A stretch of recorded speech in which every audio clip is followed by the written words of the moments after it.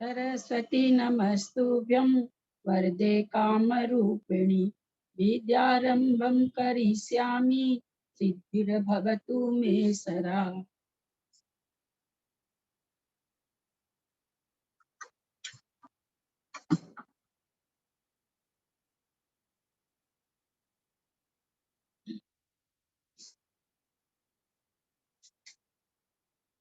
द्वादशांग जिनवानी माता की जय। तत्वार्थ सूत्र ग्रंथराज की जय। उमा स्वामी आचार्य की जय। सर्वार्थ सिद्धि ग्रंथराज की जय। पूज्यपाद आचार्य की जय। सिद्धांत शास्त्री फूलचंद जी की जय। अढ़ाई दीप में विराजमान सभी आचार्य उपाध्याय सर्व साधु के चरणों में नमोस्तु नमोस्तु नमोस्तु। और सभी आरिका माता जी के चरणों में बंदामी बंदामी बंदामी। सभी छुल्लक छुल्लिका इलक के चरणों में इच्छामी इच्छामी इच्छामी। सभी प्रतिमाधारी के चरणों में, ग्रुप में विराजमान अंजना जी के चरणों में वंदना वंदना वंदना। ग्रुप में विराजमान पूज्य जनों का सादर चरण स्पर्श। सभी से सादर जय जिन्हें। हम लोग उमा स्वामी जी के द्वारा रचित तत्वार सूत्र पर संस्कृत टीका पूज्य पादाचार्य जी के द्वारा लिखी गई, उसका हिंदी रूपांतर फूलचंद शास्त्री जी के द्वारा किया गया है। उसका स्वाध्याय कर रहे हैं। स्वाध्याय करते हुए हम लोग छठे अध्याय के 25वें सूत्र में आ गए हैं। मोक्ष मार्ग से नेतारम वेतारम कर्म भूषिता यातारम विश्व तत्वानां वंदे तद्गुण लब्धये।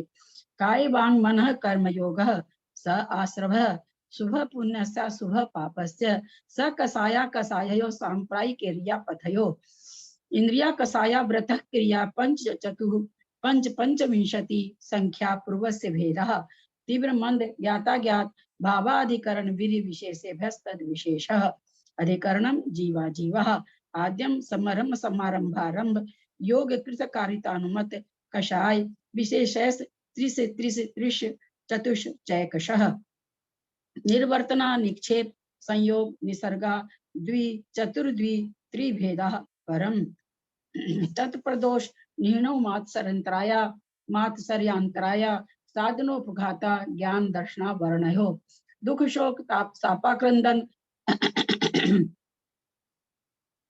दुख शोक तापाक्रंदन वध परिदेवनात्म परोभय स्थानन्य सद वेदस्य भूत भक्त्यानुकंपादान सराग संयमायादि संयमादि योग शांति शौचमिति सद वेदस्य केवली श्रुत संग धर्म देवा वर्णवादो दर्शन मोहस्य कषायो दया तीव्र परिणामश्च चारित्र मोहस्य बहवारं परिग्रहत्वं नारकस्य आयुषः माया तिर्यक योनस्य अल्पारं परिग्रहत्वं मानुषस्य स्वभाव मार्गं च निःशील वर्तत्वं च सर्वेषां सराग संयम सैमा सैमा काम निर्जरा बाल तपांसी दैवश्य सम्यक्त्वं च योग वक्रता विसंवादनम चाशुभस्य नामनः तद विपरीतम शुभस्य दर्शन विशुद्धि विनय संपन्नता शील वर्तेश्वनतिचारो अविक्षण ज्ञानोपयोग संवेगो शक्ति तस्त्याग तपसी साधु समाधिर्विया वृत्तिकरण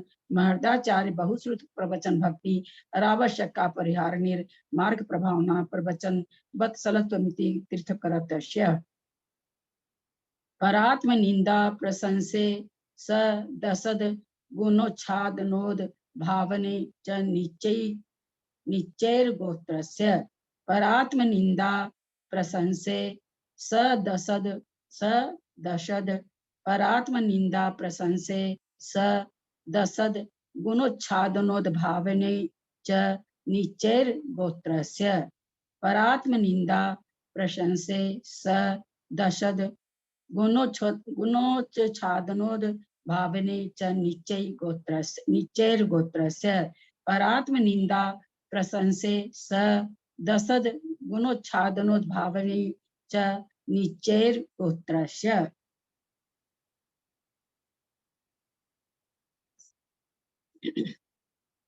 पर आत्म निंदा संधि विच्छेद होगा। पर प्लस आत्म निंदा और प्रशंसा को उसमें जोड़ लेंगे। पर की निंदा आत्म प्रशंसे। यहाँ पर निंदा शब्द तो ठीक है, प्रश्न से कौन सा लिंग वचन है और क्यों है?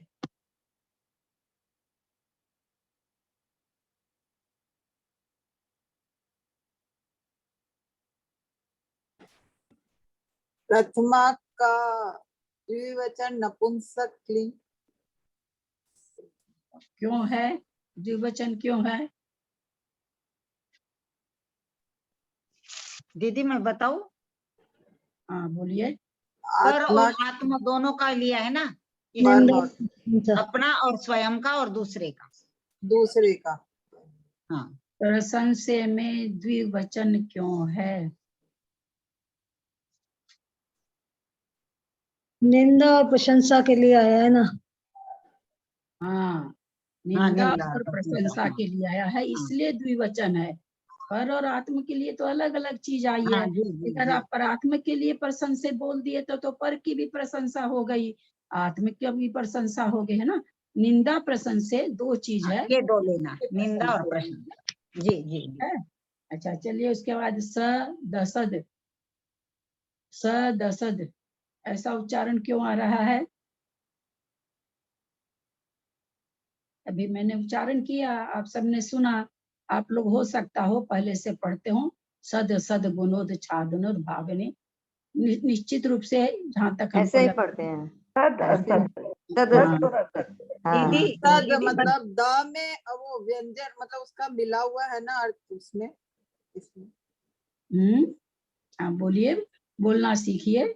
आप बोल रहे हैं सही, लेकिन किसी को समझ में नहीं आया, है ना। मैं समझ गई आपकी बात, लेकिन बाकी कोई नहीं समझ। में मतलब जैसे सत सत हुआ तो त इधर आएगा हलंत वाला, तो मतलब उसमें व्यंजन मिला हुआ है, इसलिए व्यंजन उधर की साइड ही मतलब इसका व्यंजन वो पूरा है ना, इसलिए वो उधर की साइड ही होता है। इसलिए क्या बोलते हैं मतलब हाँ, अभी बोलना नहीं आ तक रहा मुझे। हाँ, बोलना नहीं आ रहा है। बोलना सिखाने के लिए तुम बुलवाते रहते हो, क्यों बुलवाते हैं? समझ तो हम गए कि आप समझ गए हैं, लेकिन आपके समझने से क्या आप किसी को समझा ही नहीं सकोगे। इसकी हम संधि विच्छेद करेंगे तो क्या होगा? सत्य प्लस प्लस असत, असद, सत्य प्लस असत्य, असत, है ना।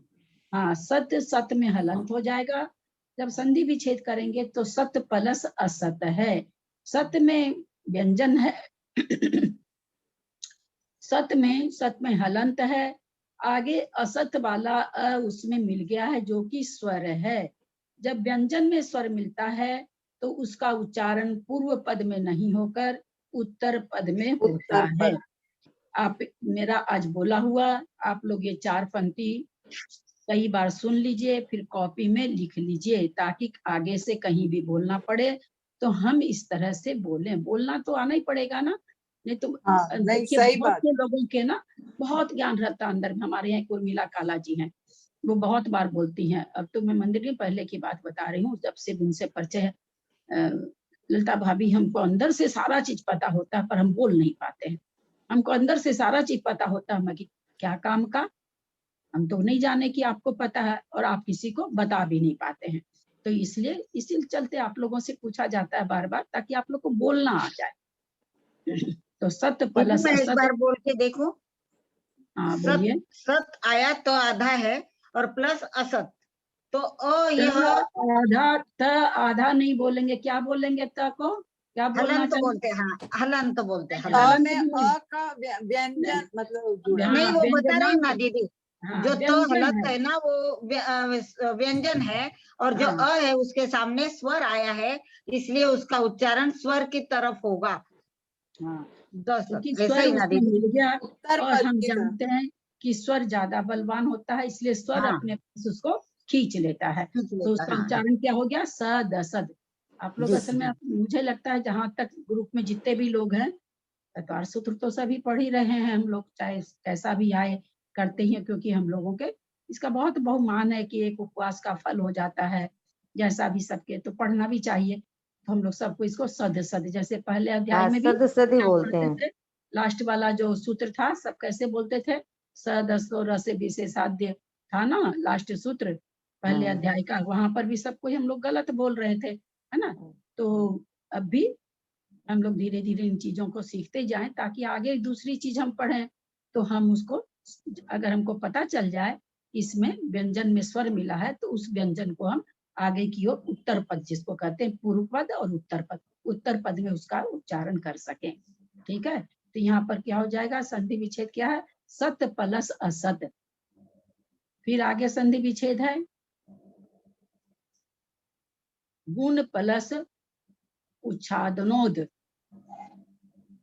उच्छादन उच्छादन, गुण प्लस उच्छादन प्लस उद्भावने। अब यहाँ पर बताएं हमको, गुण प्लस उच्छादन प्लस उद्भावने। भावने, तो उद्भावने कौन सा लिंग वचन है और क्यों है, कौन सा कारक लिंग वचन है और क्यों है, शब्द क्या है? हम नोद भावने बोलते हैं इसको। छादन और असदगुण उद्भावन। हाँ बोलिए बोलिए मंजू जी, आप हाथ उठा रही हैं। वह उच्छादन है एक तो शब्द, और ये है ना उद्भावने, तो इसमें नपुंसकलिंग द्वितीय, प्रथमा का द्वितीय। द्वितीय वचन दिया, क्यों दिया द्वितीय वचन, क्या देने की जरूरत आ गई? उच्छादन और उद्भावन दोनों के लिए दिया है ना। दोनों के लिए दिया है, उच्छादन के लिए और उद्भावन के लिए। बहुत सुंदर।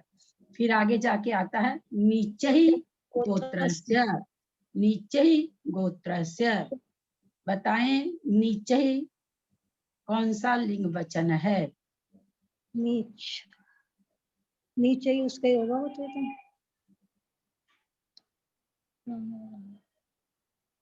देवे द्वितीय नीच गोत्र। तृतीया का बहुवचन कैसे होगा? शब्द है नीच पुल्लिंग, तृतीया का बहुवचन देवे। हाँ, देवे देवे। और ये वचन षष्ठी का प्रथम वचन है। नीच गोत्र तो एक ही आएगा, गोत्र तो एक है। आपने षष्ठी का एक वचन, गोत्रस में तो नीच गोत्र के, नीचे गोत्रे च, नीच गोत्र। यहाँ पर नीचे ही गोत्रस्य, गोत्रस्य षष्ठी का एक वचन है। नीच गोत्र का आश्रव का कारण है, नीच गोत्र के आश्रव का कारण है। तो इस तरह से यहाँ बना, यहाँ नीचे ही गोत्रस्य के है, तृतीया का बहुवचन ही नीचे ही। एक मिनट, देवे। हाँ देव ही होता है। नीच को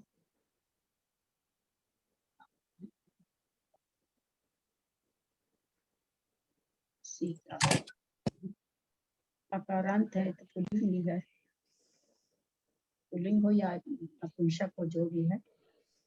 यहाँ नीच गोत्र के आश्रव का कारण है। नीचे क्यों बनाया इसको, इस कारण से बनाया नीचे। परात निंदा प्रशंसा सब सद्गुण उच्चारण भावनी नीचे गोत्रस्य। नीचे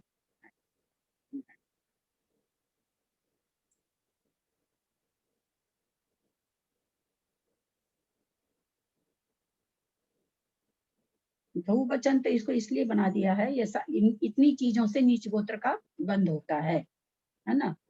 अब नीच गोत्र का बंध होता है क्योंकि यहाँ बंध का प्रकरण है।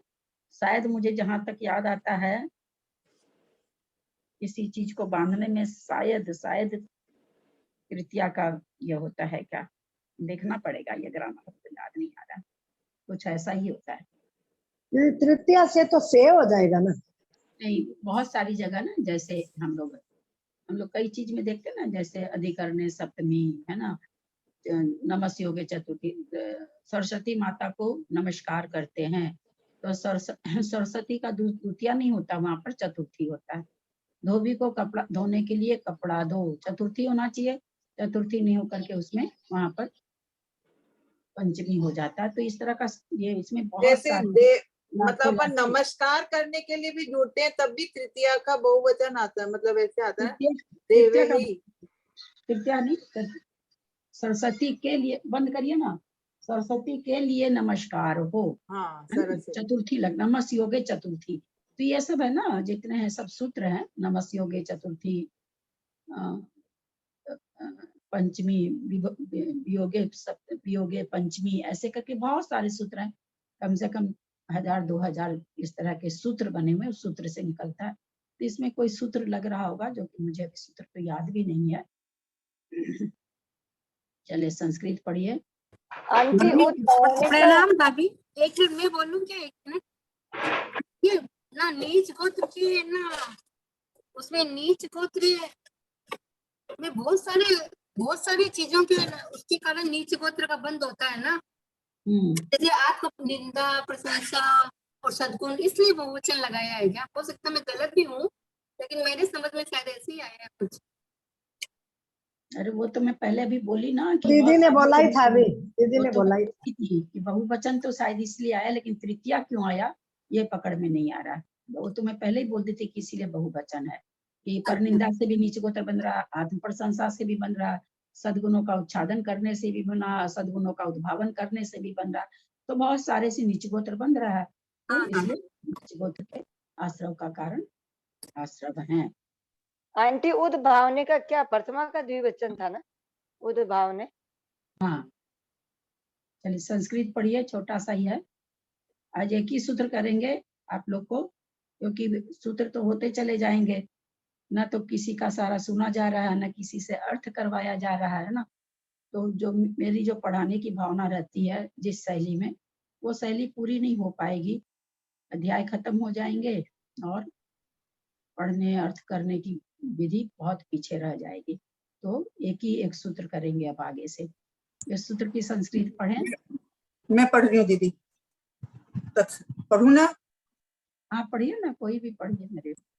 तथस्य वा तथस्य वा दोषोद्भावनं प्रति इच्छा निंदा गुणोद्भावना भी प्रायः प्रशंसा यथा संख्यम अभिसंबंधम पर निंदा आत्म प्रशंसेति में प्रतिबंधक हेतु सन्निधाने सति अनूद्भूत वृत्तिता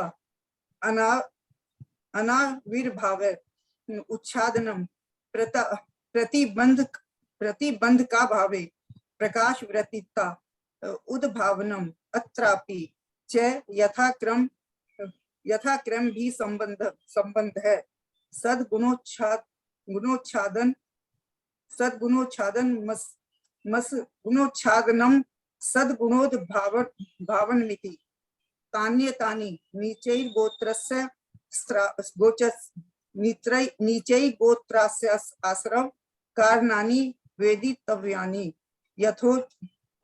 यथोच्चैर्गोत्रस्य के आश्रव विधिर्त्रोच्यते। पर निंदा, आत्म प्रशंसा, सद्गुणों का उच्छादन और असद्गुणों का उद्भावन। सद्गुणों का उच्छादन मतलब ढकना, असद्गुणों का उद्भावन मतलब प्रकट करना। असद्गुणों जो नहीं है, जो विद्यमान नहीं है, ऐसी बातों को तो बार बार बोल के प्रकट करना कि ये ऐसा है, ये ऐसा है, ये, जबकि वो बेचारा सामने वाला वैसा है ही नहीं। और किसी में अच्छे अच्छे गुण हैं, कोई दूसरा आदमी भी बोले कि देखो इनमें ये चीज है, इनमें ये, किसी भी गुण के बारे में कोई बोलता हो तो उसको बोलने वाले का भी और ढक देना। जो दूसरा खुद तो ढक ही रहा, खुद तो बोल ही नहीं रहा उसके गुणों को, दूसरा भी कोई बोल रहा है तो उसमें किंतु परंतु लगा देना। तो इस तरह का जो काम होता है और खूब होता है, हम लोग जिससे हमारा ज्यादा मन नहीं होता है तो हम लोग करते ही करते हैं, लेकिन अगर छठा अध्याय पढ़ने के बाद भी हम लोग समझने के बाद भी करते हैं तो हम लोग के जैसा बेवकूफ तो इस दुनिया में फिर कोई नहीं है। तो ऐसा नहीं करना चाहिए। अब देखिए, सच्चे या झूठे दोष को प्रकट करने की इच्छा निंदा है। सच्चे या झूठे दोनों ही तरह के, झूठे दोष को तो बहुत ही गलत बात हो गई। सच्चे दोष कोई दोष लगा, जैसे कोई मान लीजिए कोई प्रतिमाधारी है, वो नीलू दीदी बराबर ही बोलती रहती हैं ग्रुप में, अरे काहे की प्रतिमा ले रखी है, वो तो ऐसे करते हैं, काहे की प्रतिमा, काहे का ये, काहे का शूद्र जल का त्याग। बोला इस तरह से लोग किसी से क्वचित कदाचित कुछ दोष लग जाता है और वो किसी के सामने बात होती है तो फट से बोल देते हैं, अपना कुछ ठिकाना नहीं। भक्ष अभक्ष रात दिन जमी कंद पत्ती सब खाए जा रहे हैं, पर दूसरे में जो व्रत का पालन कर रहा है तो दोष तो उस व्रत के पालन करने वाले को लगेगा, हमारे जैसे को कहाँ से दोष लगेगा। प्रतिमा ली है अंजना जी ने, दोष अंजना जी को लगेगा, हमको कहाँ से लगेगा। अब किसी दिन उनके किसी दोस्त को देख लिया, देख करके अरे काहे की प्रतिमा, इनसे अच्छे तो हम ही लोग हैं कि प्रतिमा नहीं ले रखे, तो दोस्त तो नहीं लगाते हैं हम। ऐसी बात समाज में बहुत होती है। अब थोड़ी जागरूकता आई है लोगों में, तो नहीं होती है, पहले जागरूकता कम थी तब तो बहुत ही होती थी। तो कहते हैं कि यहाँ क्या करें, सच्चे झूठे दोष को, सच्चे या झूठे, सच में उसने दोष लगाया है लेकिन फिर भी उसकी निंदा करना सबके सामने, ये गलत बात है। इससे नीच गोत्र का बंध होता है। अब आप देख लीजिए कि नीच गोत्र का बंद करना, नीच गोत्र का बंद कहाँ, खाली नीच गोत्र का बंद करेंगे तो कहाँ जाएंगे, उसके साथ पहले गुण स्थान में अगर हैं नीच गोत्र बंध रहा है तो उसके साथ कौन कौन सी गति बन सकती है। देव गति कभी भी नहीं बंधेगी, या तो त्रियंच गति बंधेगी, नियम से नीच गोत्री होते हैं त्रियंच, अथवा नरक गति बंधेगी। जब जब हम इस तरह का काम करेंगे तो हमारे उस समय नियम से त्रियंच गति और नरक गति बंधेगी। अगर हम यही गति बांधना चाहते हैं, मैं भी आप ही में हूँ, मैं आपसे अलग नहीं हूँ, तो हमें फिर ये काम प्रेम से करते रहना चाहिए। गुणों के प्रकट करने का भाव प्रशंसा है। इसी में बहुत बार देखने में आता, किसी किसी लोगों को बहुत प्रशंसा करने की आदत होती है, थोड़ा सा भी देख करके प्रशंसा करना। बुरी चीज को भी कुछ इस तरह से प्रदर्शित कर देना कि वो अच्छी लगे। इसमें अपने प्रथमान योग में एक उदाहरण आता है, श्री कृष्ण जी का कुत्ता मरा हुआ था, सब नाक सिकोड़ सिकोड़ के जा रहे थे। श्री कृष्ण जी वहां पर आए, कहते अरे वाह क्या इसके दांत सोने जैसे दांत हैं। उन्होंने उसमें भी अच्छाई ढूंढ ली। अपने यहाँ पहले ग्रुप में पूज्य पंडित जी साहब आते थे, वो भी इसी में से एक थे। हर किसी की बुराई को वो, हर किसी की गलती को, हर किसी की भूल को वो अच्छाई में ही बोलते थे। ये अपने देखते थे कि अपने ग्रुप में पंडित जी का ये स्वभाव था। हम टोकते भी थे उनको, हम इस हिसाब से टोकते थे कि पंडित जी सामने वाला तो कभी समझ ही नहीं पाएगा कि मैं गलत बोला हूँ अथवा गलत उच्चारण किया हूँ। आप गलत उच्चारण को भी अगर बहुत तारीफ में कर देंगे, सामने वाला तो कोई भी जान नहीं रहा इतना, तो उस दृष्टि से मैं टोका करती थी उनको कि नहीं पंडित जी साहब, ग्रुप में हम सिखाने के लिए बैठे हैं, न कि झूठी प्रशंसा के लिए। लेकिन उनका स्वभाव था, थोड़ी सी भी बात का वो बहुत प्रशंसा करते थे। तो कहते गुणों, लेकिन गुण के भाव, अवगुण का प्रकट करना प्रशंसा नहीं कहलाएगा। जो कि हमारे पंडित जी गलत चीज को भी, गलत उच्चारण को भी बहुत तारीफ कर देते थे, जो कि मुझे थोड़ा क्या, मुझे तो बहुत ही खराब लगता था, इसलिए कि सामने वाला तो कभी सुधरेगा ही नहीं। पर और आत्मा के शब्द के साथ इनका क्रम से संबंध है। पर की निंदा करना, अपनी प्रशंसा करना, यथा परनिंदा और आत्म प्रशंसा है। रोकने वाले कारणों के रहने पर प्रकट नहीं करने की वृत्ति होना उच्छादन है। रोकने वाले कारणों के रहने पर, ऐसा तो वो उच्छादन नहीं कर रहा, नहीं ढक रहा है, लेकिन कोई ऐसा कारण है, जैसे हम बहुत मोटे रूप में बताते हैं समझने के लिए, कि कोई है जिनमें बहुत अच्छे गुण हैं, लेकिन उसी समय पर कोई एक ऐसा जो आपको बहुत प्रिय है, आप क्या करेंगे, हम क्या करेंगे, हमारे अति प्रिय के सामने हम, जो दूसरा कोई खड़ा है जो हमें अति प्रिय तो नहीं है और जो मेरे को अति प्रिय है, वो उन दोनों में इतना कोई खास प्रेम नहीं है, हम अपने उस प्रिय जन के लिए उसके अच्छे गुणों की तारीफ नहीं करेंगे, क्योंकि हमारे मन में ये है कि इसको बुरा लग जाएगा। ऐसे सरकमस्टांसेस बहुत बार आते हैं लाइफ में कि हम किसी की तारीफ नहीं कर पाते, कि सामने कोई दूसरा खड़ा है, उसको बुरा मन में है, उसके प्रति तारीफ करने का भाव है, जान भी रहा है, लेकिन ये सामने वाला को बुरा लग जाएगा, ये बड़ा आदमी है अथवा मेरा ये अपना है, जो भी समझ करके हम तो क्या कर रहे हैं, रोकने वाले कारणों के रहने पर प्रकट नहीं करने की वृत्ति होना, स्वभाव होना उच्छादन है। और दीदी रोकने वाले का अर्थ नहीं समझा। रोकने बोले वाले कारणों के रहने पर यानी अभी क्या वही तो रोकने वाले?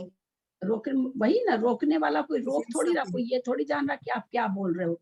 वही चीज समझाए ना कि कोई है जिसके सामने हम किसी दूसरे की प्रशंसा नहीं कर सकते हैं, वो बलवान आदमी है, उसको बुरा लग जाएगा, या मेरा अति प्रिय है अगर हम दूसरे की बहुत प्रशंसा करते। जैसे थोड़ी सी देर के लिए हमारी दो बहू खड़ी है, किसी की कोई की सास भी खड़ी है, अब उसकी सास के सामने उसकी बहू की खूब तारीफ हम कर रहे हैं, तो हमारी बहू को बुरा लग सकता है कि देखो मम्मी दूसरे की बहू की कितनी तारीफ करती है, हम लोगों के लिए कुछ नहीं बोल रही है। तो ऐसा जब होता है तो क्या करेंगे, हम जल्दी से तारीफ, जब यद्यपि उनकी बहू बहुत अच्छी है, बहुत ज्यादा अच्छी है, लेकिन फिर भी हमारी बहू नाराज हो जाएगी, उसको बुरा लग सकता है, तो ये रोकने वाला कारण हो गया है ना। तो हम चाह करके भी कहते प्रकट करने की वृत्ति होना, रहने पर प्रकट नहीं करने की वृत्ति होना, यानी वो जान रहा है कि हाँ इनकी बहू अच्छी है, वो समझ रहा है, लेकिन इसको बुरा लग जाएगा, तो ये रोकने वाला कारण हुआ। ये मैंने आपको स्थूल रूप से बताया, जो हम लोगों के जीवन में घटता है वो घटना बताई। बाकी जैसे भी जो भी रोकने का कारण रहता हो, जैसे मुनि महाराज हैं, हाँ मुनि महाराज हैं, और उनके सामने हम उनका तो कोई बहुत गुणगान नहीं करें, और एक कोई भी छुलक जी हो, माता जी हो, छुलकानी हो, अथवा कोई ब्रह्मचारी भैया हो, हम खूब गुणगान करने लगे, तो हम मतलब थोड़ा सा देर के लिए अशोभनीय लग सकता है। तो यद्यपि ब्रह्मचारी भैया बहुत अच्छे हैं, बहुत अच्छे हैं, लेकिन हम फिर भी नहीं कर पाते हैं। तो इस तरह से, और उनकी अच्छाई को छिपा देना, कहते ये उच्छादन है। वहाँ कोई बात उनकी भाई की चल रही है, भैया की, तो हमें बोलना चाहिए कि हाँ इनमें ये चीज है, या कोई उनके बारे में कुछ गलत कर, नहीं इनमें तो ऐसा है, पर हम चुप रह जाते हैं कि सामने वाला बुरा मान जाएगा, सामने वाला को अच्छा नहीं लगेगा। तो कहते हैं ऐसी अगर भावना है, उच्छादनपना है, किसी के गुण को छिपाने की भाव है किसी भी कारण से, तो नीच गोत्र का बंध होता है। और रोकने वाले कारणों का अभाव होने पर प्रकट करने की वृत्ति होना उद्भावन है। कहते रोकने वाले कारण कुछ भी नहीं है, और किसी में जो भी अच्छाइयां हैं, चारित्र संबंधी, व्रत संबंधी, पांचों जो अपने व्रत वगैरह हैं उन संबंधी, अथवा ऐसे वात्सल्य भाव बहुत है, प्रभावना बहुत करते हैं, वात्सल्य बहुत करते हैं, जुगुप्सा नहीं है मुनि महाराज के। ये होता है ना, कई बार अपने लोग को आ जाता है मन में, लेकिन किसी किसी को कुछ नहीं होता। तभी तो जुगुप्सा में कौन, वो सेठ का नाम आता है, क्यों नहीं सबका नाम आ रहा है, उस सेठ का खास करके नाम आ रहा है, क्योंकि उल्टी कर दिए और कर दिए, वो अपने में गलानी किए जा रहा है और साफ करता जा रहा है। तो वही चीज है कि रोकने वाले कारणों का अभाव होने पर प्रकट करने की वृत्ति होना उद्भावन है। कोई सामने वाले के जितने भी गुण हैं उनको बढ़िया से बताना, करना, गुणगान करना, उसकी अच्छाई को बोलना। तो ये कहते हैं कि और रोकने वाले कारणों का, यहाँ भी एक मिनट, यहाँ भी क्रम से संबंध होता है, यथा सदगुणोच्छादन असदगुणोद्भावन, इन सबका नीच गोत्र के आश्रव के कारण जानना चाहिए। यहाँ पर ये रोकने वाले कारणों की प्रकट करने की वृत्ति होना उच्छादन है, और निंदा आत्म प्रशंसा है। पहला शब्द उच्छादन है। उच्छादन में आया था कि रहते हुए, अच्छाई रहते हुए नहीं कहना, ये आया था कि जो अच्छाई नहीं है उसको भी प्रकट करना। तो इस तरह से कोई बोलने वाला तो है नहीं, कोई और, आप वहां पर खड़े हो, आपको दूसरा कोई जान नहीं रहा है, मैंने आपके बारे में अंट संट बोलना चालू कर दिया, अरे इनको मत पूछो, ये तो ऐसे हैं ऐसे हैं ऐसे हैं। अब कोई और तो जान नहीं रहा आपको, मैंने प्रेम से आपकी, और कोई जाने तो टोक भी दे आपकी, जो कि आप में बुराई थी ही नहीं, असदपना था, उन बातों का आप में अस्तित्व नहीं था, फिर भी हमने प्रकट किया। ये कहते हैं इससे नीच गोत्र का आश्रव होता है। अगर हम लोग ध्यान दें अपनी दिनचर्या पर, जो बहुत लोगों से मिलते जुलते हैं, बहुत लोगों से बातचीत करते हैं, बहुत बातूनी टाइप के होते हैं, ये दोष उनमें अवश्य पाए जाते हैं। अब दिन भर में हम किसी से बात ही नहीं कर रहे हैं, है ना, बैठे हैं अपने घर में अकेले चाहे जो कर रहे हैं, तो हम कहाँ से तो उद्भावन करेंगे, कहाँ से उच्चाटन करेंगे। लेकिन आजकल जरूरत नहीं है, आजकल तो फोन उठाया, चलो किसी को फोन लगाया और बैठ करके हर किसी की चर्चा सही और झूठी कर लेते हैं अपने लोग। वो अलग बात है कि जैसे जैसे हम लोग पढ़ते जा रहे हैं, चीजों को जानते जा रहे हैं, तो हमारे में बदलाव आ रहा है, इसमें कोई दो मत नहीं है। लेकिन ये चीजें होती है और इससे कहते हैं नीच गोत्र का आश्रव होता है। कुछ पूछना हो तो ये पूछे। रोकने वाले का मतलब क्या हुआ?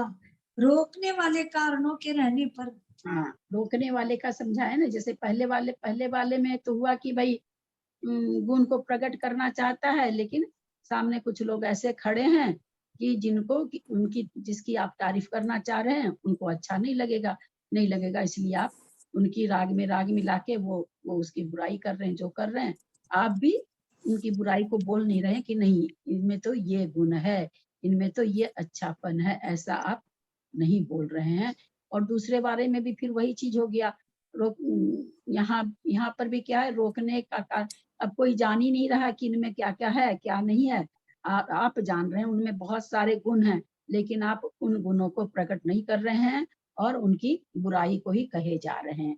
कोई और होता है तो टोक देता है कई बार, और कई बार लोग सामने बोलने वाला इतना बलवान होता है कि वो भले गलत बोले चाहे सलत बोले। जैसे हम लोग कई बार कहते हैं कि नहीं भाई कि हिंसा कोई कर रहा है, कृत कारित अनुमत, हम सभी जानते 3 तरह से पाप लगता है। करने वाले को तो लगता ही है, जो करने कहता उसका भी लगता है, जो करने नहीं कहता देख रहा है प्रेम से यानी अनुमति दे रहा है तो उसको भी लगता है।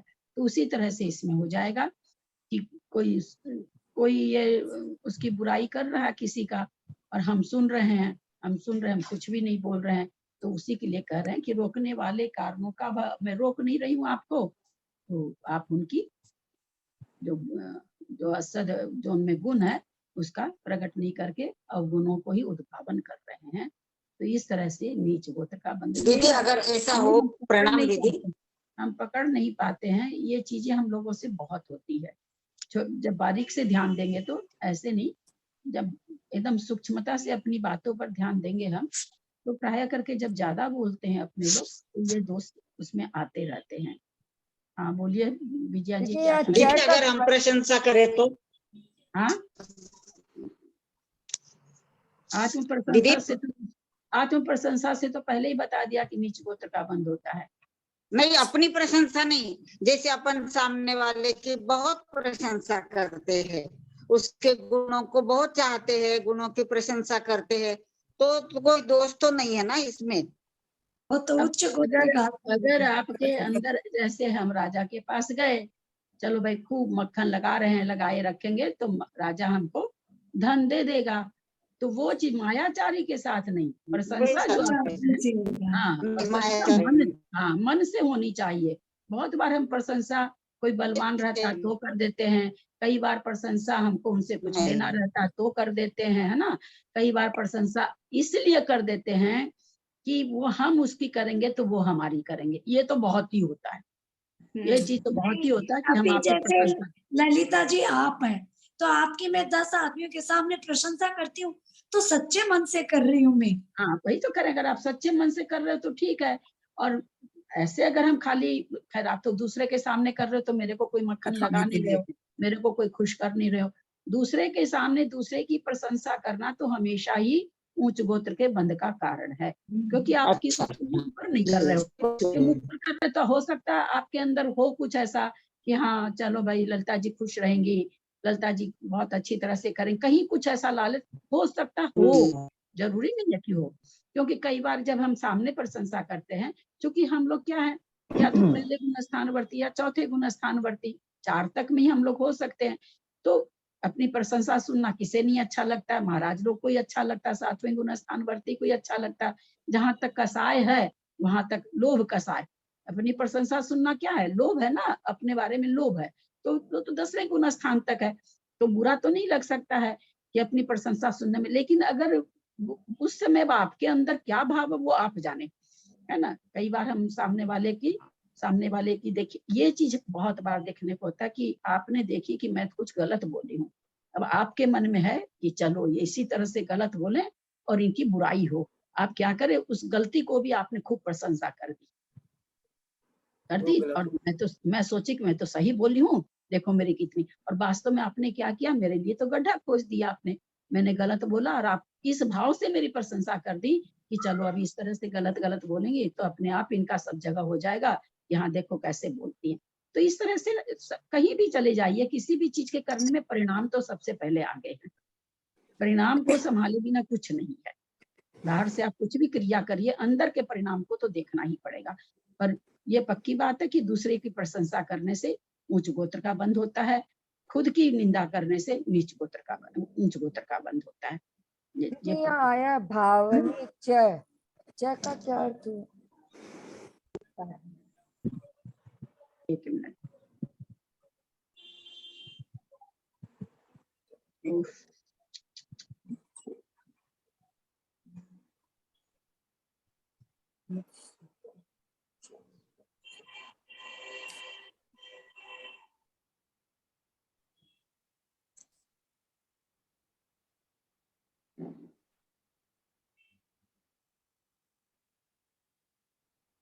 भावने नीचे गोत्र से उत्तर क्या है वो कह रहे हैं क्या, नीचे गोत्र। हाँ दीदी, हाँ एक मिनट। और की अपेक्षा है ना, ये तो और हाँ वो मतलब पर की निंदा, आत्मा की प्रशंसा, जो गुण विद्यमान है उनको ढकना, और जो बुराई नहीं है उसको प्रकट करना, है ना। इस तरह से यहाँ पर च का यहाँ पर ये हो गया चमल, और लेकिन यहाँ च का मतलब और भी बहुत सारी चीजें नीच गोत्र का। ये तो इसमें तो संक्षेप में 4 चीज बता दिए ना, वैसे कोई 4 ही चीज थोड़ी, बहुत सारे हैं, तो इसलिए नीच गोत्र उसके लिए भी च आया। दीदी ये जो सेंटेंस आया है, रोकने वाले कारणों का रहने पर प्रकट नहीं करने की वृत्ति होना, मतलब ऐसा मतलब इसमें कारणों का सद्भाव है, और कारण का सद्भाव होने के बाद हम वो उनका गुणों को प्रकट नहीं कर रहे हैं, हाँ, कोई सामने ऐसा आदमी जो वो भी जान रहा है, वो हमको कह भी रहा है इनमें तो बहुत सारी अच्छाइयां हैं, लेकिन हम फिर भी उसका भी मुंह बंद करा देते हैं और उस बात को नहीं कहते हैं, दबा देते हैं।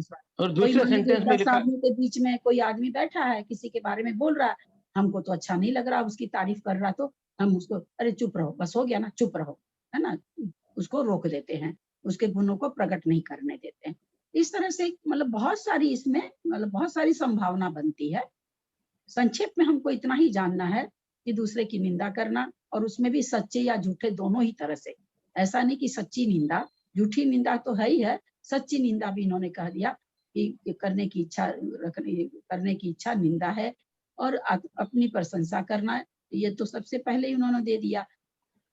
फिर उसके बाद उन्होंने दिया कि किसी में जो चीज नहीं है उसको लोगों के सामने बताना जबरदस्ती का कि ऐसा है। अब देखिए ना, कोई अपनी भाई आया बहन के घर, 2-4 साल बड़ा है, चाहे जो भी, बहन से एकदम लिपट जाता है ना। हम लोग ऐसी कहानियां बहुत सुने हुए हैं, पिक्चर भी बहुत बनती थी, और पड़ोसी क्या करते हैं, उसके पति को सिखा देते हैं कि तुम तो थे नहीं, पीछे से एक लड़का आया था, ये तो उसे खूब गले मिल के चिपट के मिल रही थी। हो गया उसके घर में कलह, हो गया, बहुत बड़ी कलह हो गई, छोटी मोटी थोड़ी हुई, बहुत बड़ी कलह हो गई। तो ये सब चीजें भी उसी में आती है। कई बार आंखों की देखी हुई चीज, कई बार नहीं, बहुत बार गलत होती है। हम अपने भाई के साथ स्कूटर पर बैठ के राजगीर की बात है, स्कूटर पर भैया ले जा रहे थे, तो मतलब रास्ते में जो लड़के मिल रहे थे, उनका चेहरा ये बता रहा था कि वो मेरे को कि मतलब ये इनकी पत्नी है या प्रेमिका है, जो ये उनके चेहरे ये बता रहे थे, जिस हिसाब से वो व्यंग्यपूर्ण हंसी हंस रहे थे। तो बताइए अब किसको दोष लग रहा है? उन लोग को दोष लग रहा है, मेरे को तो कोई दोष नहीं, मैं तो अपने भाई के साथ बैठी हूँ। तो ऐसा कई बार होता है, तो हम लोगों को बहुत सोच समझ करके प्रतिक्रिया देनी चाहिए। हम लोग कई बार उसमें शामिल हो जाते हैं और अपनी प्रतिक्रिया दीदी प्रणाम दीदी, अगर कोई निंदा करने योग्य है उनकी निंदा करना चाहिए, ऐसा दिख रहा है अपने को ये निंदनीय है, तो भी निंदा नहीं करना चाहिए ना? उसको ये करना चाहिए, क्या उसको कहते हैं, मतलब समझाना चाहिए, समझाना चाहिए, उसको स्थितिकरण करना चाहिए उसका अलग से यानी सबके हाँ, अलग सामने से, नहीं। हाँ। हाँ, देख जी, लिया, मान जी। लो तो उसको अलग से कह दे, देखो आज तो तुमने ऐसा किया था, और वो भी तुम अच्छा सबके नहीं, सामने हाँ, इतना नहीं खराब जय भाभी ढोक, एक बात मैं पूछ रही हूँ कि कोई कुछ सब लोगों के सामने गलत कर रहा है, तो उसी समय उनको टोक करके उस गलती को मतलब निषेध करवा दिया जाए सबके सामने, या नहीं करवाना चाहिए? फिर सबके सामने तो नहीं बोलना चाहिए। नहीं, पर वो सबके सामने कुछ बोल रही है, गलत बोल रही है या गलत व्यवहार कर रही है, नहीं, या किसी की निंदा गलत कर रही है? बहुत ही प्रेम पूर्वक, विनय पूर्वक समझाना चाहिए। ऐसे करके नहीं समझाना चाहिए कि उसको लगे कि आप तो उसके पीछे मतलब ऐसे हो गए, है ना। अच्छा। वो चीज जैसे मान लीजिए उच्चारण, हमारे यहाँ अलीपुर मंदिर में लोग उच्चारण करते हैं और मेरे कान में गड़ता है उच्चारण, तो हाँ। मैं बोलती हूँ कि भाई यहाँ पर आप ऐसे पढ़ रहे हो, इसको ऐसे पढ़ो। वो एक दूसरी चीज हो गई। मेरी भावना उसके पीछे क्या है कि ये लोग सही उच्चारण सीख जाएं। उसके पीछे मेरी ये नहीं भावना है कि आप तो गलत हो, आप लोग को तो पढ़ना नहीं आता है। वो नहीं, ये समझी बात भाभी, मैं ये बोल रही हूँ कि जैसे कोई धर्म की दृष्टि से कोई कुछ गलत हो रहा है, कोई परफॉर्मेंस में, या कुछ कोई माता जी की एक्टिंग करके कुछ गलत बोल रही है, ऐसे मतलब उस समय तो उनको मतलब बहुत खराब लगता है कि माता जी की एक्टिंग कर रही है और ऐसे बोल रही है, तो उस चीज को रोक देना चाहिए या नहीं, ऐसे पूछ रही हूँ। रोकने, पहली बात तो ऐसी चीज को रोकना ही चाहिए, लेकिन रोकने वाले में ताकत भी तो होनी चाहिए ना। कई बार लगता है, हाँ कई बार है ना, करने वाला इतना ताकतवर रहता है कि हाँ कुछ हाँ, भी बोलते हैं ना, तो बस मतलब वही चीज हंसी है। मजाक हाँ, बनाना माता जी के हाँ, भेष में, हाँ। तो वो चीज खुद को तो खराब लग रही है, और वो सबको बता रही हैं, हंसी मजाक कर रही है माता जी बन के, एक्टिंग करके। आप में ताकत है तो थोड़ा समझाइए, नहीं तो आप उठ के चल दीजिए, बस इसका मतलब यही। बहुत अच्छा नहीं लगा, पर कुछ कर नहीं पाए, अब वो दोबारा वही काम करने जा रही है, तो चाहते हैं कि भाई ये नहीं करें वैसा काम। हाँ, तो उसको अकेले में समझाइए, फिर भी आप ताकतवर नहीं है नहीं, वो मानेंगे। ताकतवर है। अगर करती है तो आप उस प्रोग्राम में बिल्कुल और भी और नहीं जाइए। और लोगों को मजा आता है, हंसते हैं वो लोग। चलो ठीक है, जिसकी जितनी समझ है, हाँ, तो समझ पर ठीक बात है है ना, भाभी, जिसकी जितनी ठीक समझ है, होगी हाँ। वैसे ही तो होगा ना। आपको ही नहीं समझ है, आप समझाओ उनको, नहीं मानती तो आप उस प्रोग्राम में जाओ ही मत किसी हालत में। दीदी हाँ अपन ने अलग हो जाना, ठीक है ना दीदी, वहां से हट जाना अपन ने। हाँ, वहां से हट जाना चाहिए। वहां से हट जाइए। हाँ, बिल्कुल, अपन बिल्कुल। ने आप अलग हो जाना आप तुरंत। हट जाओगे तो आप उस दोस्त से बच जाओगे, नीच और गोते के लोग बाग बनते। माता जी ढोक करे जा रहे हैं उनको मतलब इस हद तक स्थिति बिगड़ जाती है। असल में लोगों को पता ही नहीं ना, क्या करेंगे। बहुत से लोगों को तो पता नहीं है, बहुत से लोग पता नहीं, मुझे तो समझ में नहीं आता है, जो जिन धर्म में पेट से आए हैं उनको कैसे नहीं पता होता है, ये भी नहीं मुझे तो पता चलता है कि कहाँ कमजोरी है, भगवान जाने। चलिए भाभी यहीं पे रखते हैं। भाभी कभी कभी ऐसा होता है कि अपने से जैसे अपने से बड़े सम्मानीय व्यक्ति होते हैं, वो गलत बोलते हैं, पता होता है हमें, तो लेकिन हम लोग चुप इसलिए जाते हैं कि उनकी इज्जत मतलब वो होती है। तो हमारी दृष्टि ये नहीं कि वो बुरे ही बने रहे हैं या उनकी बदनाम वो सही संभले नहीं, ऐसा कोई नहीं है। मतलब कि बड़े हैं, उनके सामने क्या बोलना, मतलब क्या कहें, जो कभी कभी छदमस्त है, सब लोग थोड़ा गलत बोल भी जाते हैं। तो क्या ऐसे में ऐसा सोचना ठीक नहीं है, गलत है कि सभी अब लोग होता है, कई बार होता है, ऐसे हम एक बार लखनऊ गए थे, आचार्य श्री रैन सागर जी से दर्शन करने। उनका समाधि मरण हो गया, बहुत ज्यादा मानते थे, बहुत, मैंने उनकी पूजा वूजा भी बनाई थी, हमारे कलकत्ते में आए थे, वो बहुत ज्यादा मानते थे। तो गए थे लखनऊ दर्शन करने, वहाँ कोई आचार्य श्री के संघ के कोई भैया जी थे, पंडित जी या भैया जी थे, वो शाम को। सीताराम जी फूफा जी उन्हीं से तो दीक्षा ली थी ना, हाँ, सीताराम जी पाटनी, हाँ, हाँ, हाँ, मेरे हाँ, फूफा जी थे, वो मेरे फूफा जी है। हाँ। हाँ तो तो पंडित जी कुछ, अब मुझे याद तो नहीं वाकया, कुछ गलत बोले। सब जितनी पब्लिक बैठी थी, अच्छी खासी पब्लिक थी, सब सुन ली, अपनी अपने अपने घर को गई। जब 2-4 लोग रह गए तो भैया जी के पास हिम्मत करी यानी कि एकदम भयभीत होती हुई गई। भैया जी ये चीज तो ऐसे नहीं है, ऐसे है।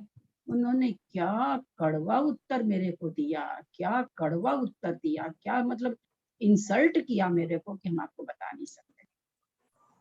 तो कई बार ऐसा होता है ना कि हम तो पता चलता है कि किसी को सिखा कुछ बताने जा रहे हैं, उल्टा पता चला कि हम टेंशन में आ गए। तो ये सब चीज चलती रहती है, इसीलिए कहा जाता कि अपना लोटा छानो।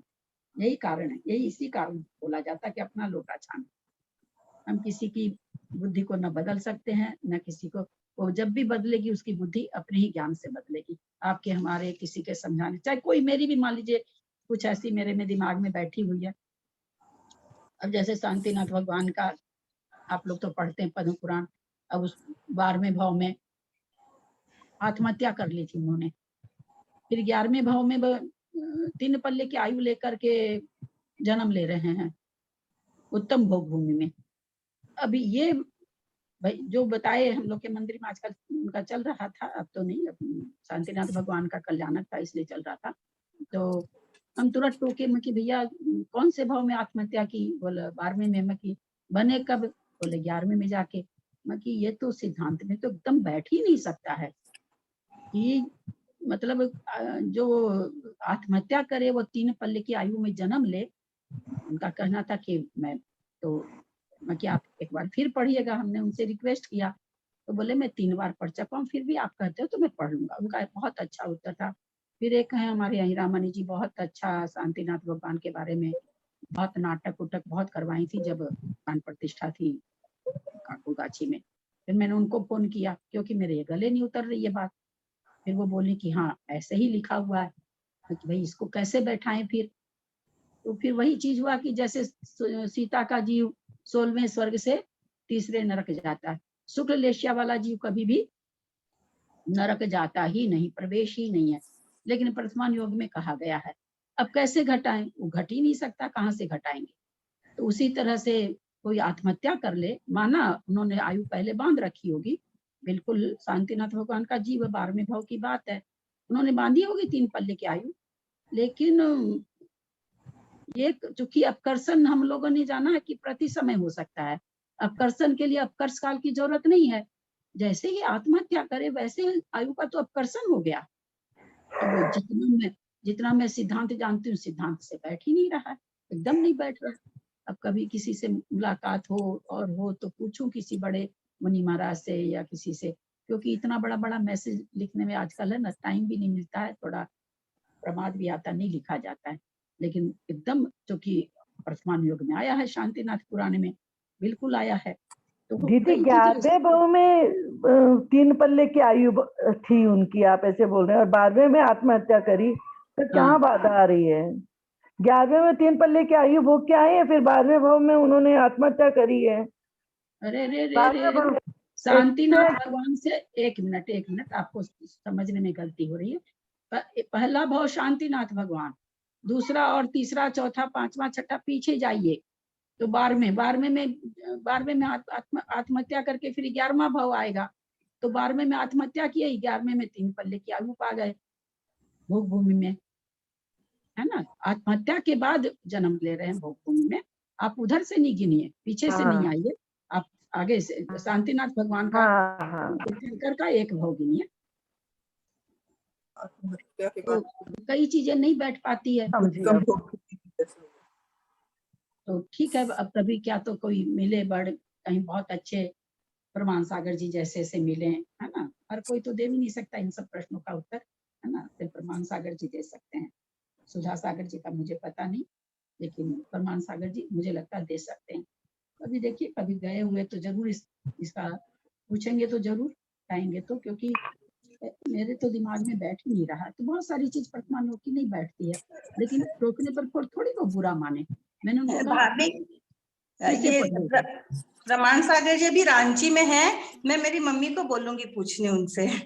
मेरी मम्मी रांची में ना, पूछने का बोलिएगा तो ठीक से समझा के बोलिएगा कि ऐसा है शांतिनाथ पुराण में कि शांतिनाथ भगवान का पहला भाव लेते हैं तो पिछला 12वां भाव में वो आत्महत्या किए अपने, वो लड़कों की कोई गलती से लड़के नहीं मानते तो दुखी होकर के आत्महत्या कर लिए, और फिर वो आत्महत्या कर लिए तो 3 पल की आयु में कैसे जन्म ले रहे हैं? कैसे? ठीक है है, ना?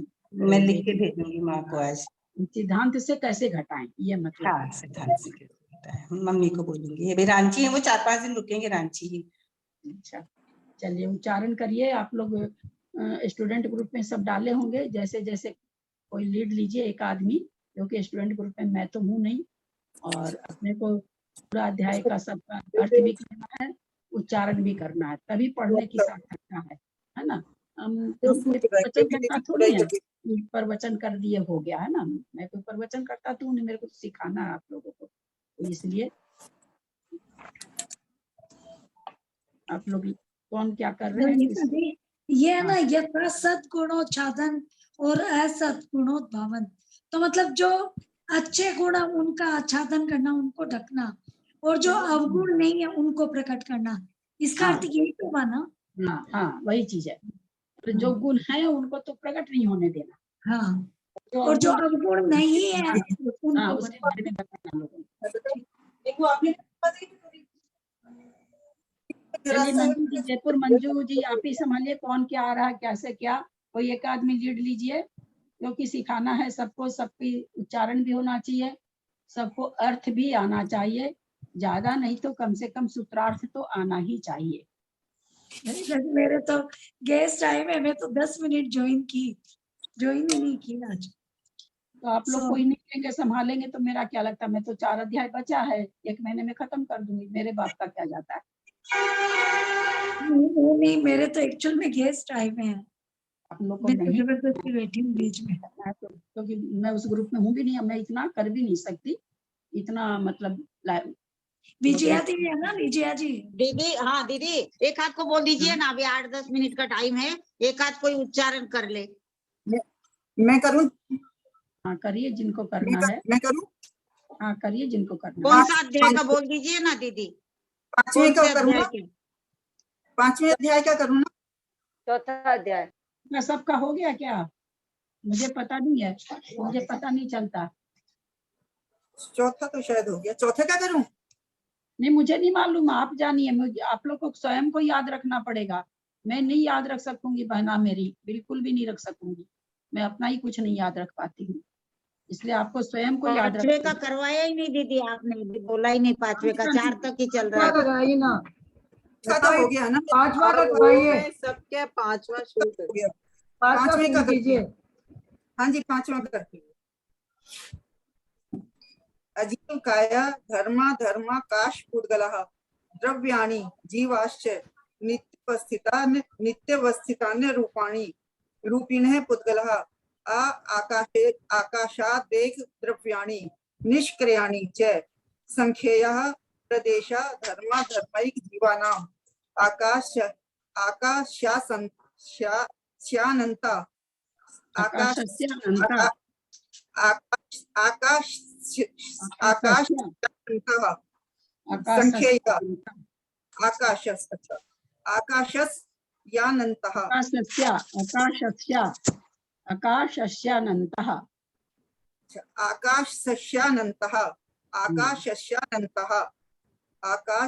आकाशस्यानन्तः संख्येयः संख्येयाश्च पुद्गलानां नानो लोकाकाशे गाहे धर्मा धर्मयो। संख्या नहीं है, संख्याश्च। हाँ जी, संख्या बोले आपने, संख्या नहीं है, संख्याश्च पुद्गलानां। संख्येयाश्च पुद्गलानां नानुः लोकाकाशे गाहे धर्मा धर्मयोः कृत्स्ने एक प्रदेशादिषु भाज्यः पुद्गलानाम् असंख्य भागादिषु जीवानां प्रदेश संहार विसर्पाभ्यां प्रदीपवत् गति स्थित्युप ग्रहो धर्मा धर्म योरूपकारः आशा दो मात्रा लगी दीदी, गति स्थित्युपग्रहो मात्रा है, देखिए। हाँ जी, ग्रहो धर्मा धर्म योरूपकारः आकाश सस्यावगाह अवगाह शरीर वांग मने प्राणा पाना पुद्गलानाम सुख दुख जीवित मरणोपग्रहाश्च परस्परो ग्रहो जीवानाम वर्तना परिणाम क्रिया परत्वा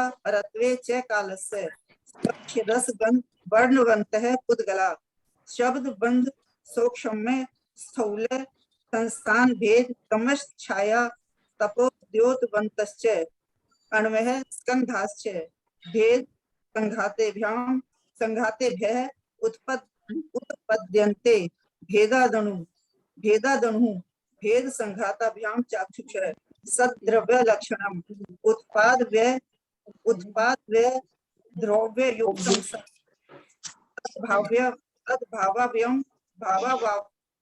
तद्भावाव्यम नित्यम अर्पितानर्पिते सिद्धे स्निग्ध रूक्ष त्वाद बंधे न जगन्य गुणानां गुण साम्य सदृशानां द्वैधिकादि गुणानां तु बंधे अधिको परिणामिको च गुण पर्यवद द्रव्यम कालश्च स्वोनंत समयः द्रव्याश्रया निर्गुणा गुणः तद्भाव परिणामः इति तत्वार्थ सूत्रे पंचमो अध्यायः।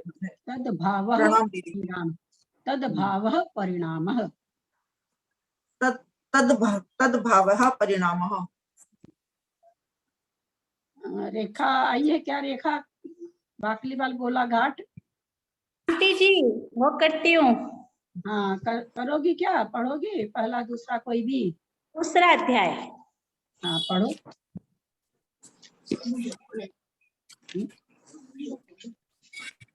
वीडियो ऑन करना अपना। वीडियो ऑन है ना? आवाज नहीं आ रही आपको?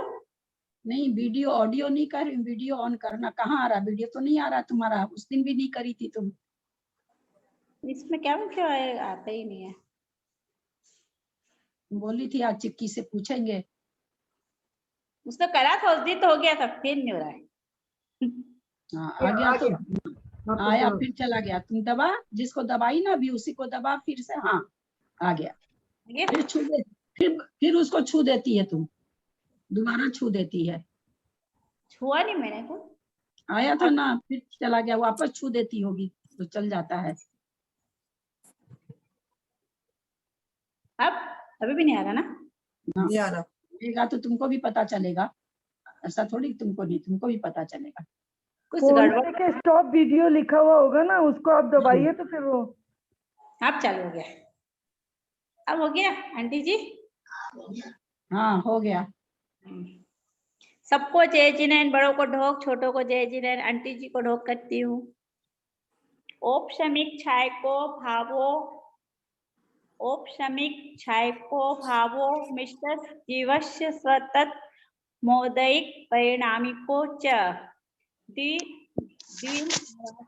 दशेक विंशति त्रिभेदा यथाक्रमम् सम्यक तैत्रे ज्ञान दर्शन दान लाभ भोगो भोग वीर्याणि च ज्ञानाज्ञान दर्शन लब्ध्यश चतुष् त्रि पंच भेदाः सम्यक चारित्र संयमाश्च कति कसायलिंग मिथ्या दर्शना ज्ञाना संयता सिद्धलेशाश्च चतुष् त्रैकैकैकै षट् भेदाः जीव भव्यत्वानि च उपयोगो लक्षणम् स द्विविधोश्च चतुर्भेदः संसारिणो मुक्ताश्च मनस्काः संसारिण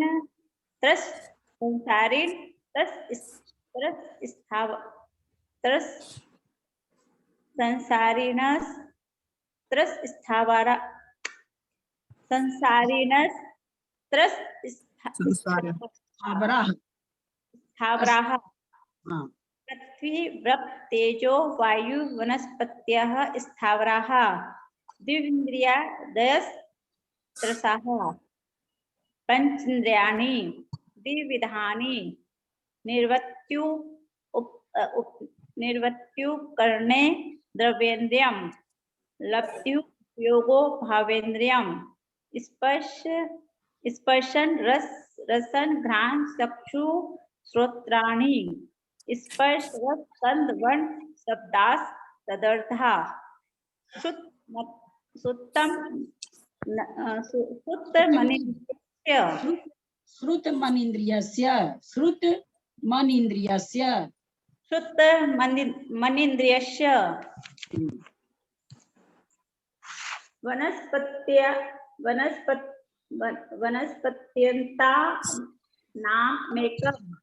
वनस्पत्यन्तानामेकं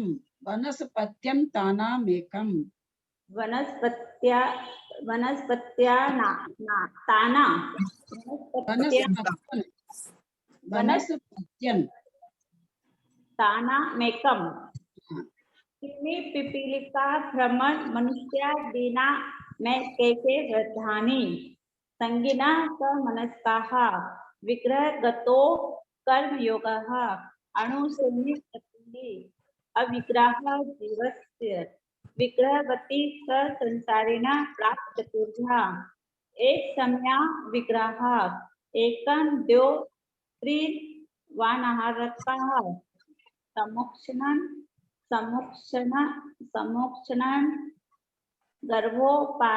गर्भोपादा जन्म तच्चित्तश्चित संवृत्ताः क्षेत्रा विशास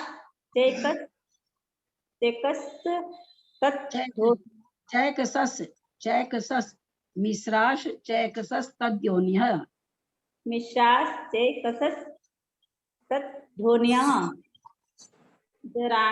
जरायु जांडस पोतानां गर्भः देवनारकाणां मुप्पाद शेषाणां सम्मुक्षणम् ओपादिक वैक्रियका हारक तेज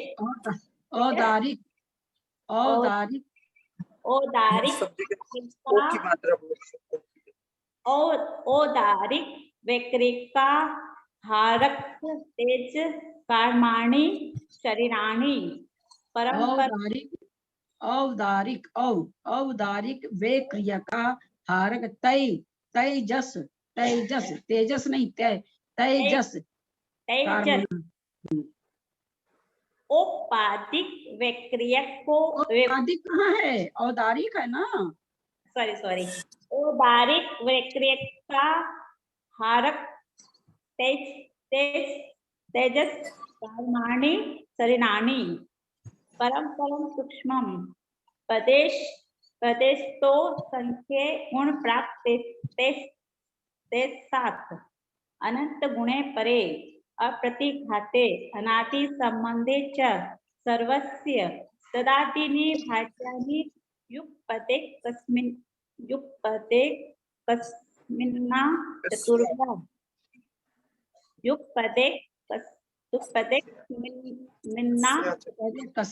चतुर्भ्या कस्मिन्ना चतुर्भ्यः निरूपभोग मन्यत्यम गर्भ सम्मुक्षण जमाध्यम औपादिकम वैक्रियकम लब्धि प्रत्ययम ययम दो यह है ना, प्रत्ययम नहीं प्रत्ययम लब्धि प्रत्ययम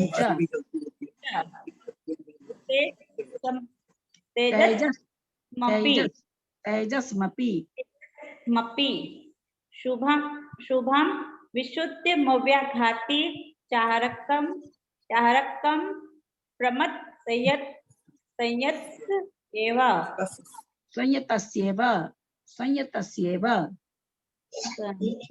संयतस्येव नारक सम्मुक्षणो नपुस्कानि न देवाः तेषाः औपादिक चर्मोत्तम देहा संख्ये वर्षायुषो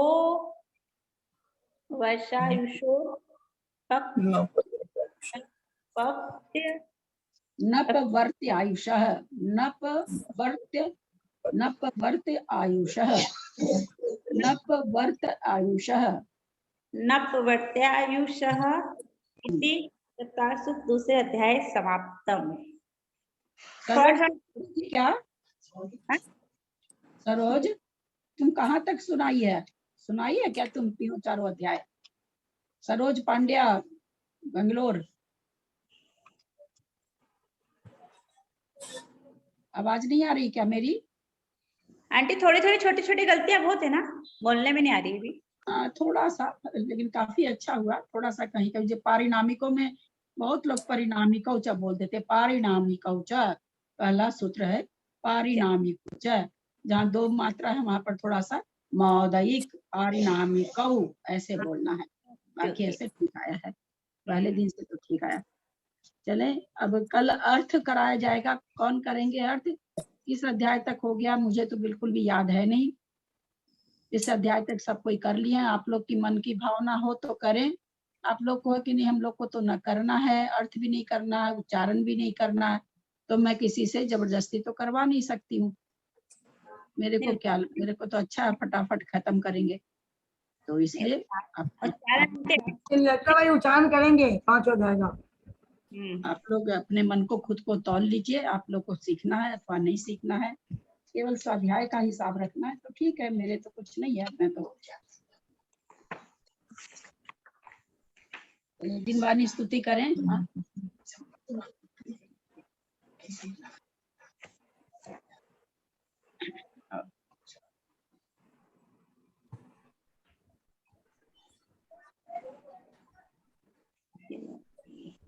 बोलो।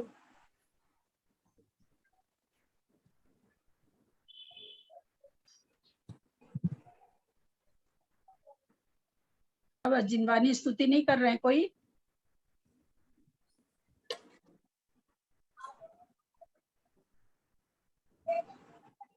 नहीं करना किसी को? यदक्षरमात्रा पदवाक्यहीनं मया प्रमादाति किंचनोक्तम् तन्मे क्षमित्वा विदधातु देवी सरस्वती केवल बोधलब्धिं। बोधि समाधि परिणाम शुद्धि स्वात्मोपलब्धि शिव सौख्य सिद्धि। चिंतामणिं चिंतित वस्तुदाने त्वं वन्दमानस्य ममास्तु देवी। जावानी के ज्ञान ते सुझे लोकालो सोवाणी मस्तक चढ़ो सदा देत मुझो। हे जिनवानी भारती तो ही जपू दिन रैन, तो तेरा शरण आ गए सो पावे सुख चैन। हे भजू अरहंत को गुरु से हो निर्ग्रंथ, दया धर्म पालू सदा मोक्ष का पंथ। 9 बार नमो का। सत्संग जिनवानी माता की जय।